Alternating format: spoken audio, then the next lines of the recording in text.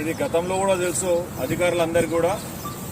ఇవన్నీ కూడా ఇట్లా జరుగుతుందని కూడా గత ఎప్పుడైతే ఆదిశరి ఇక్కడ పెట్రోల్ బంక్ కానీ మరి ఆ కన్స్ట్రక్షన్ చేసిండో అప్పటి నుంచి కూడా ఆడ 6 మూరల తవ్వ ఉంటుండే. ఈ ఆదిని ఎందుకు చెప్తున్నానంటే ఆయన ఏదైతే కట్టడం ఆక్రమించి కట్టిండో ఈరోజు అన్ని కూడా ప్రొఫెషనల్ దొంగతనం చేసినట్టు ఆయన ప్రతిదీ కూడా లీగల్ గా నేనున్నా అని చెప్పేసి అంటున్నాడు. హైకోర్టు స్టే ఉందని చెప్పేసి అధికారులను బెదిరించి ఎలగొట్టడం జరిగింది గతంలో, ఇంతకుముందు కూడా. మరి ఇవన్నీ కూడా అధికారులు ప్రజలకు ఇబ్బంది పెట్టే